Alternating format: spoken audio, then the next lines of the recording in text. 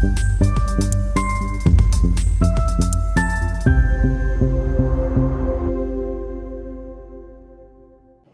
मित्रांनो, वर्षाच्या सुरुवातीलाच अतिशय चांगली बातमी आहे, गोड बातमी आहे, पण तितकीच ती स्फोटक बातमी आहे. स्फोटक अशासाठी कारण त्याच्यामध्ये अणु ऊर्जा दडलेली आहे.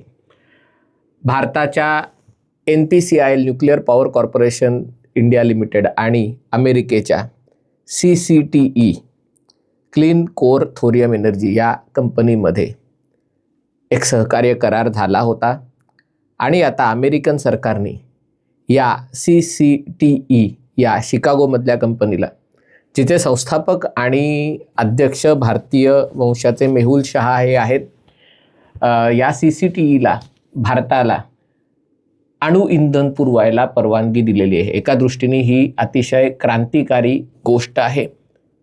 भारताच्या डॉक्टर होमी जहांगीर भाभा यांचं स्वप्न पूर्ण होण्याच्या दृष्टीने, जे त्यांनी 1954 साली त्यांनी बघितलं होतं, आणि भारताचं अणु ऊर्जेच्या बाबतीतलं भविष्य हे मुख्यतः थोरियमपासनं बनलेल्या अणु ऊर्जेत असायला हवं, ही भूमिका त्यांनी घेतली होती. त्या दृष्टीने हे अतिशय महत्त्वाची बातमी आहे.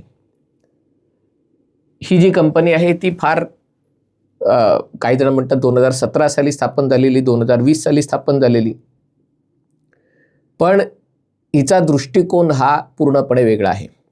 लक्षात घ्या, जगभरात बऱ्याचशा ठिकाणी असलेले अणु ऊर्जा प्रकल्प हे युरेनियम आणि प्लुटोनियमपासून अणु ऊर्जा बनवतात. त्याच्यासाठी मुख्यतः लाईट वॉटर रिॲक्टरचा वापर केला जातो. भारतामध्ये युरेनियमची उपलब्धता असून नसल्यासारखी आहे. तुलनेने थोरियम या पदार्थाची उपलब्धता भारतात केरळ आणि ओडिशामध्ये मोठ्या प्रमाणावर आहे. थोरियम अधिक सुरक्षित आहे, थोरियम अधिक स्वस्त आहे, थोरियम अधिक पर्यावरणस्नेही आहे. कारण एरवी ज्या अणु ऊर्जा स्रोतांतनं जे रेडिओ ॲक्टिव्ह मटेरियल असतं त्याच्यातनं जो कचरा तयार होतो तो अनेक दशक, कदाचित 100 वर्षाहून जास्त काळ त्याचं ते रेडिओ ॲक्टिव्हिटी असते ती कायम असते, आणि त्याची विल्हेवाट लावणं अतिशय अवघड असतं. समुद्र तळाशी तो साठवून ठेवावा लागतो, आणि त्यामुळे अणु ऊर्जेला जगभरामध्ये विरोध असतो. थोरियम जसे म्हटलं की तुलनेने मुबलक प्रमाणात उपलब्ध आहे, भारतात मुबलक प्रमाणावर उपलब्ध आहे. आणि थोरियम हे रेडिओ ॲक्टिव्ह मटेरियल नाही, ते फर्टाईल आहे. मी खूप याच्यात तांत्रिक बाबतीत जाणार नाही, कारण स्वतः माझी तांत्रिक पार्श्वभूमी नाही आहे. तुम्हाला समजावं म्हणून थोडंसं वाचून मी आपल्याला सांगतोय. पण याच्यामध्ये थोरियम 232 हे जे द्रव्य आहे त्याच्यामध्ये न्यूट्रॉनचा वापर केला, त्याच्यावर मारा केला, तर मग त्याचं थोरियम 233 मध्ये किंवा काही जण म्हणतात युरेनियममध्ये रूपांतर होतं.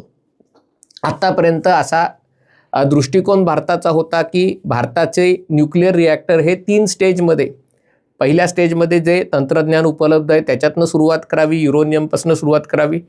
पण भविष्यात मात्र आपण थोरियम बेस्ड न्यूक्लिअर रिॲक्टर बांधावेत असं स्वप्न आपण बघितलं होतं. आता त्याला 70 वर्ष पूर्ण झालेली आहेत. पण तरी देखील भारत स्वतः थोरियम बेस्ड रिॲक्टर तयार करू शकला नव्हता.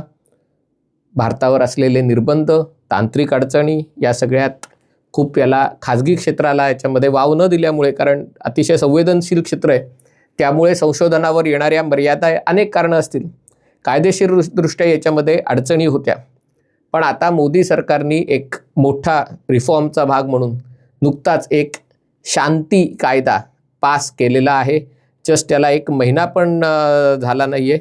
आणि या शांती कायद्याच्या अंतर्गत त्याचा पूर्ण अर्थ आहे sustainable harnessing and advancement of nuclear energy for transforming India. Modi सरकार बरेचदा अशी लांबलचक नावं, त्याचं छोटं नाव असतं ते काहीतरी अर्थपूर्ण असतं. त्यामुळे हा शांती कायदा ज्याला म्हणता येईल, त्याच्याद्वारे आंतरराष्ट्रीय स्तरावर आणि खाजगी क्षेत्रातही भारतातल्या आणि परदेशातल्या कंपन्यांना, खाजगी कंपन्यांना भारताच्या अणु ऊर्जेच्या स्वप्नामध्ये सहकार्य करण्याचे दरवाजे त्यांनी उघडलेले आहेत. त्याच्यामध्ये सुरक्षिततेचा मुद्दा कळीचा आहेच, पण खास करून ज्याला स्मॉल मॉड्युलर रिॲक्टर म्हणतो त्याच्यासाठी वगैरे या सगळ्या सुरक्षा त्याचा मुद्द्याचा बाऊ न करता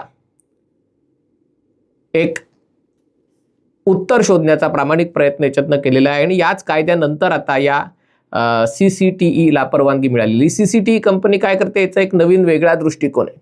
म्हणजे त्यांचं विचार असा आहे की थोरियम बेस्ड, म्हणजे थोरियम इंधन असलेले न्यूक्लिअर रिॲक्टर किंवा अणु ऊर्जा प्रकल्प उभारण्यापेक्षा, म्हणजे शून्यातनं नवीन प्रकल्प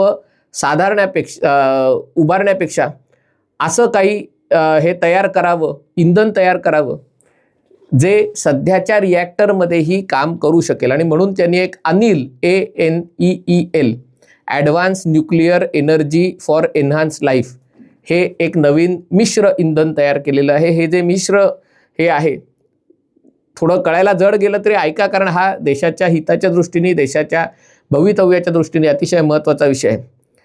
हे जे ANEEL नावाचं इंधन आहे, ते ANEEL हे इंधन त्याच्यामध्ये थोरियममध्ये युरेनियमचं मिश्रण करून, त्याला जर एक्झॅक्ट भाषेत सांगायचं झालं तर हाय ॲसे लो एनरिच युरेनियम, म्हणजे ज्याचं एनरिचमेंट फार झालेलं नाही आहे असं युरेनियम, काहीचं 3 ते 5% आहे, 20% आहे. अणुबॉम्ब बनवायला असेल तर 60%, 80%च्या वर एनरिचमेंट लागतं. पण ऊर्जेसाठी कमी एनरिच युरेनियमही चालू शकतं. ते थोरियममध्ये मिक्स केल्यास त्याच्यातनं हे इंधन बनतं. आणि हे इंधन भारताचे जे रिॲक्टर्स आहेत, म्हणजे बाकी जगात ठिकठिकाणी लाईट वॉटर रिॲक्टर्स बनवले जातात, भारतामध्ये हाय प्रेशर्ड वॉटर रिॲक्टर बनवलेले असतात. Pressurize heavy water reactor, sorry high pressure नाही, प्रेशराइज हेवी वॉटर रिॲक्टर्स भारतात मुख्यतः आहेत. त्याच्यात हे इंधन काम करू शकतं. आणि एकदा हे इंधन काम करू शकलं की भविष्यात ऊर्जा बनवण्यासाठी जे थोरियम लागणार आहे, ते थोरियम भारतात मुबलक असल्यामुळे, म्हणजे याच्यामध्ये जे युरेनियमचा भाग आहे आणि युरेनियम थोरियममध्ये मिक्स करण्याचा भाग आहे, ते आपण यांच्याकडनं आयात करू. पण एकदा हे रिॲक्टर काम करायला लागले की त्याच्यासाठी पुढे जे इंधन लागणार आहे ते भारतात उपलब्ध आहे. थोरियम भारतात उपलब्ध असल्यामुळे म्हणजे त्याच्यावर परावलंबी राहण्याची शक्यता कमी आहे. दुसरी गोष्ट की जगभरात, म्हणजे पूर्वी अणुऊर्जा एक फॅन्सी भाग होता, त्याचा व्यवहाराशी संबंध नव्हता आणि त्यामुळे फक्त श्रीमंत देशांना हे परवडत होतं. जर तुम्हाला कोळशापासून मिळणारी वीज किंवा सौर ऊर्जा ही अणुऊर्जेपेक्षा बरीच स्वस्त असेल तर मग अणुऊर्जेसाठी जास्त पैसे कोण देईल, म्हणजे लोकांची तयारी पण पाहिजे ना. आणि मग पुन्हा सुरक्षेचा मुद्दा, त्याच्याबद्दल सगळ्या डीप स्टेटनी तयार केलेलं एक वातावरण, या सगळ्याशी कोण लढणार. आणि त्यामुळे भारताचं जे स्वप्न आहे 30,000 मेगावॅट अणु ऊर्जा बनवायची, आत्तापर्यंत आपण जेमतेम 3 ते 4,000 मेगावॅट अणु ऊर्जा बनवतोय. त्याच्यातही कुडनकुलम मधल्या रशियाच्या प्लॅन्टचा सगळ्यात मोठा वाटा आहे. अमेरिकेने भारताशी करार करूनही एक मेगावॅटही ऊर्जा, म्हणजे करारानंतर, त्याच्या आधी सुरुवातीला अमेरिकेनेच आपल्याला मदत केली होती खूप पूर्वी होमीबाबांच्या काळात, पण नंतरच्या काळात 1 वॅटही अमेरिकन ऊर्जा बनवू शकली नव्हती.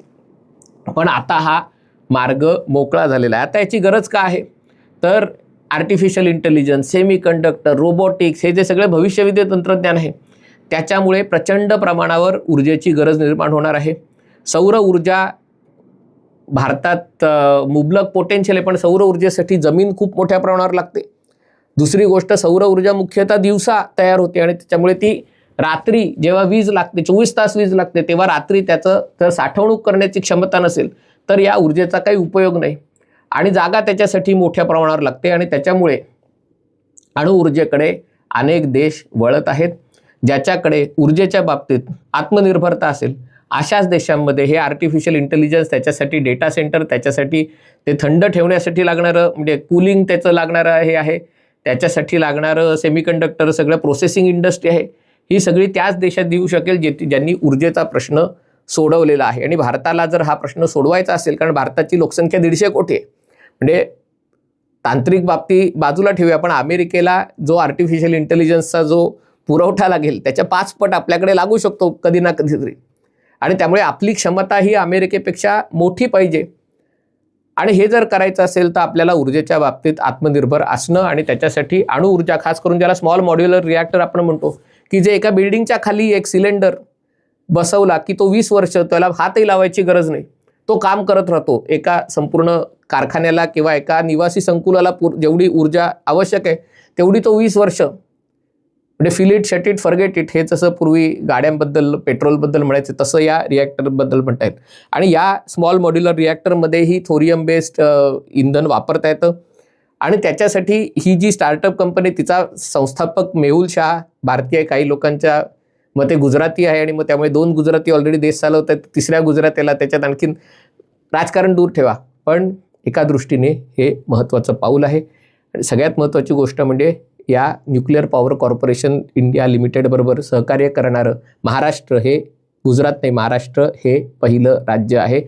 जगात देशातली जेवढी डेटा सेंटर्स आहेत त्यातली 50% डेटा सेंटर महाराष्ट्रात आहेत. विजेची सगळ्यात जास्त मागणी असणाऱ्या राज्यातलं महाराष्ट्र हे क्रमांक 1चं राज्य आहे.